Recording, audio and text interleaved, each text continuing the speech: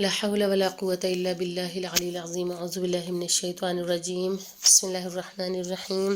رب اشرح لي صدري ويسر لي أمري واحلل عقدة من لساني يفقه قولي. اللهم صل على محمد وآل محمد وعجل فرجهم. معزز خواہران سلام علیکم. آج کا ہمارا موضوع درس قرآن کریم ہے، درس نمبر 31، اور آج ہم سورہ 3 کے بارے میں پڑھیں گے اور اس کے مضامین کی طرف نظر کریں گے، اس کا ترجمہ، اس کی تفسیر. تو لہٰذا درس کا ہم آغاز کرتے ہیں سورہ 3 کی تلاوت سے. اعوذ باللہ من الشیطان الرجیم، بسم اللہ الرحمن الرحیم. والتین والزیتون وطور سینین وهذا البلد الأمين لقد خلقنا الإنسان في أحسن تقويم ثم رددناه أسفل سافلين إلا الذين آمنوا وعملوا الصالحات فلهم أجر غير ممنون فما يكذبك بعد بالدين أليس الله بأحكم الحاكمين صدق الله العلی العظیم. سورہ 3 قرآن کریم کا 95واں سورہ ہے. یہ مکی سورہ ہے، اس میں 8 آیتیں ہیں اور یہ 30ویں پارے کا جز ہے. سورہ 3 کے مضامین کے بارے میں اگر ہم گفتگو کریں تو اس سورہ میں اللہ تعالیٰ نے متعدد قسمیں کھائی ہیں، یعنی کہ کئی قسمیں کھائی ہیں، اور ان قسموں کے بعد انسان کو خوبصورت ساخت میں پیدا کیا گیا ہے. اس سورہ میں انسان کی نجات اور کامیابی کے عوامل بیان کیے گئے ہیں، اور اس سورہ میں یہ بتایا گیا ہے کہ انسان بلندیوں کی طرف سفر کر سکتا ہے اور پستیوں میں بھی گر سکتا ہے، یعنی جیسا چاہے وہ خود کو بنا سکتا ہے، چاہے تو وہ بلندی کی طرف جائے، چاہے تو وہ پستی کی طرف چلا جائے. اور اس سورہ میں قیامت کا تذکرہ کیا گیا ہے، اور یہ درس بھی دیا گیا ہے کہ حکم الحاکمین اللہ تعالیٰ کی ذات گرامی ہے. تو فضیلت سورہ 3 کے بارے میں ارشاد رسول خدا صلی اللہ علیہ وآلہ وسلم ہے کہ جو شخص اس سورہ کو پڑھے گا جب تک وہ دنیا میں رہے گا اللہ تعالیٰ اس کو 2 نعمتیں دے گا، سلامتی اور یقین. جب دنیا سے رخصت ہو جائے گا تو ان تمام لوگوں کی تعداد کے برابر جنہوں نے اس سورہ کو پڑھا ہے، ان سب کے ایک دن کے روزے کا ثواب اجر کے طور پہ اسے عطا کیا جائے گا. اسی طرح ایک جگہ اور ارشاد رسول خدا صلی اللہ علیہ وآلہ وسلم ہے کہ جو شخص اس سورہ کی تلاوت کرے گا اسے بے حساب اجر دیا جائے گا، گویا اس نے حضور اکرم صلی اللہ علیہ وآلہ وسلم کی غمزدہ حالت میں زیارت کی ہے اور اللہ تعالیٰ نے اس کی مشکل کو حل کر دیا ہے. اگر اس سورہ کو اپنے کھانے پر پڑھ لیا جائے تو آدمی اس کے مضر اثرات، یعنی کہ جو اس کے نقصان دہ اثرات ہیں کہ جس سے وہ کھانا اسے نقصان پہنچا سکتا ہے، ان اثرات سے وہ محفوظ رہے گا. اور اگر اس کھانے میں زہر ہو تو بھی وہ اسے شفا میں بدل دیا جائے گا. تو یہ سورہ کتنا عظیم ہے، کتنا بابرکت ہے کہ اگر کھانے میں زہر ہو تو پروردگار عالم اسے بھی شفا میں بدل دے گا اگر اس سورہ کی تلاوت کر کے انسان جو ہے کھانا کھاتا ہے. اور امام جعفر صادق علیہ السلام نے ارشاد فرمایا کہ جو شخص سورہ 3 کی فریضہ نماز میں، نافلہ نماز میں تلاوت کرے گا تو اللہ تعالیٰ اسے اس قدر جنت عطا کرے گا کہ وہ خوش ہو جائے گا. اگر ہم اس کے ترجمے کے بارے میں گفتگو کریں تو ترجمہ اس کا کچھ اس طریقے سے ہے کہ بسم اللہ الرحمن الرحیم، شروع اللہ کے نام سے جو بڑا مہربان اور زیادہ رحم کرنے والا ہے. والتین والزیتون، قسم ہے انجیر و زیتون کی کہ انجیر و زیتون پھل ہیں اور کتنے مبارک پھل ہیں کہ پروردگار عالم ان کی قسم کھا رہا ہے. وطور سینین، قسم ہے طور سینین کی. وہذا البلد الامین، قسم ہے اس امن والے شہر کی.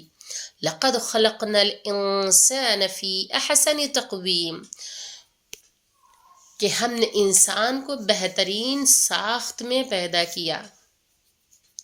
کہ پروردگار عالم نے انسان کو بہترین خلق فرمائے، کیونکہ وہ احسن الخالقین ہیں۔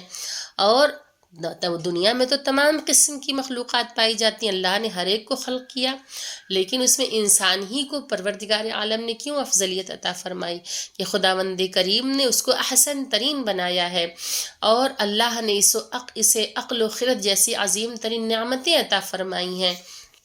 تو یہ چیز جو ہے وہ دوسری مخلوقات سے اسے جدا کر سکتی ہے۔ دیکھا جائے تو انسان آج کہاں سے کہاں پہنچ چکا ہے۔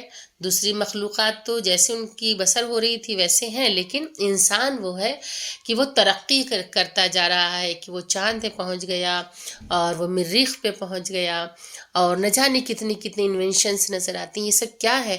کہ پروردگار عالم نے انسان کی خلقت کو بہترین بنایا ہے، اس کی ساخت کو بہترین پیدا کیا ہے۔ بے شک وہ پروردگار عالم لائق شکر ہے، لائق سجدہ ہے۔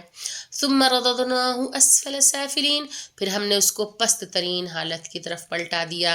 الی الذین آمنوا وعملوا الصالحات فلہم اجر غیر ممنون، علاوہ ان لوگوں کے جو ایمان لائے اور انہوں نے نیک اعمال انجام دیے، کہ اللہ نے انہیں پستی کی طرف پلٹایا، لیکن ان لوگوں کے علاوہ کہ جو لوگ ایمان لائے ہیں۔ تو پروردگار عالم کو انسان کے اعمال کی طرف خداوند کریم نظر کرتا ہے، کہ پروردگار عالم دیکھ رہا ہے کہ دنیا میں انسان کس قسم کے اعمال کو انجام دے رہے ہیں، اور اسی اعمال کے بیسس پہ ہی تمام نام اعمال انسان کا لکھا جائے گا۔ تو جو لوگ ایمان لے آئے ہیں وہ کامیاب ہیں، وہ سعید ہیں، اور وہ لوگ کہ جنہوں نے نیک اعمال انجام دی ان کے لیے نا ختم ہونے والا اجر و ثواب ہے۔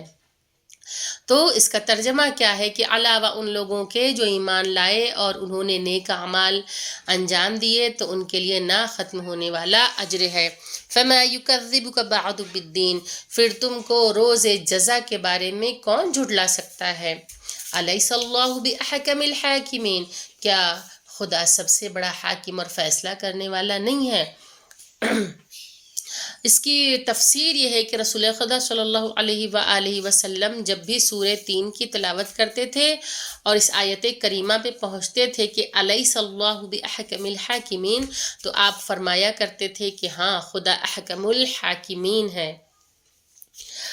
اور میں اس بات کا گواہ ہوں، اس سورہ کو اللہ تعالیٰ نے جن چیزوں کی قسم کھائی ہے اس سورہ میں، یقیناً وہ انسان کے لیے فائدہ مند چیزیں ہی ہوں گی۔ کہ اگر مثال کے طور پہ دیکھا جائے تو انجیر بہت زیادہ فائدہ مند ہے، اللہ نے انجیر کی قسم کھائی ہے، اور یہ بہت زیادہ غذائی قدرت رکھتا ہے، اس کی غذائی قدر و قیمت کا یہ حامل ہے، اور ہر سن و سال کے لیے ایک مقوی غذا ہے، کہ قوت عطا کرنے والی غذا ہے، قوت سے بھرپور نوالا ہے۔ غذا شناس یعنی کہ جو فوڈ ایکسپرٹس ہیں، زیتون اور اس کے تیل کی حد سے زیادہ اہمیت کے قائل ہیں، اور یہ وہ نظریہ رکھتے ہیں جو لوگ ہمیشہ صحیح و سالم رہنا چاہتے ہیں، انہیں اس حیاتی اکسیر سے فائدہ اٹھانا چاہیے، کہ پروردگار عالم نے اتنی بہترین چیزیں ہمارے لیے خلق فرمائی ہیں۔ امام رضا علیہ السلام کا ارشاد گرامی ہے کہ مولا نے ارشاد فرمایا کہ انجیر کو انسان اگر کھاتا ہے، کہ انجیر کو کھانے سے منہ کی بدبو دور ہوتی ہے، اور اس سے مسوڑے اور ہڈیاں مضبوط ہوتی ہیں، اور انجیر بالوں کے اگنے کے لیے اور درد اور بلغم کو برطرف کرتا ہے، اور چہرے کے رنگ کو سنوارنے کے لیے بہت ہی زیادہ مفید ہے، اور اعصاب کی تقویت کے لیے جسم کی کمزوری اور غصے کو دور کرنے کا باعث ہے۔ اور دوسری جگہ آپ فرماتے ہیں کہ روغن زیتون ایک اچھی غذا ہے جو منہ کو خوشبودار بناتی ہے۔ تو عزیزان گرامی، یہ رہا آج کا درس، اور آپ لوگ اس کی اس پی ڈی ایف کا بغور آپ لوگ مطالعہ کریں، اور اس کی آڈیو بنا کے ہمیں واٹس ایپ یا ٹیلی گرام پہ سینڈ کریں۔ اور آج کے سوالات یہ ہیں کہ سورہ 3 میں کتنی آیتیں ہیں، اور یہ کس پارے کا جز ہے، اور یہ سورہ کہاں پہ نازل ہوا ہے۔ دوسرا سوال یہ ہے کہ سورہ 3 کے مضامین کیا کیا ہیں۔ اس کے بعد تیسرا سوال ہے فضیلت سورہ 3 میں رسول خدا صلی اللہ علیہ وآلہ وسلم نے کیا ارشاد فرمایا، اور اس کے علاوہ امام جعفر صادق علیہ السلام نے کیا ارشاد فرمایا؟ سورہ 3 میں لقد خلقنا الانسان سے کیا مراد ہے؟ آپ لوگ اس کو لکھ کے ان کے جوابات ہمیں ضرور بھیجیے گا۔ اور ایک اور سوال کہ انجیر و زیتون کے فائدے کے بارے میں ارشاد معصومین کیا ہے؟ یہ سوالات رہے آپ کے، ان کے جوابات لکھ کے ہمیں واٹس ایپ یا ٹیلی گرام پہ آپ لوگ ضرور سینڈ کریں انشاءاللہ۔ وآخر الدعوانا الحمدللہ رب العالمین، اللہم صلی علی محمد و آل محمد وعجل فرجہم۔ السلام علیکم، خدا حافظ۔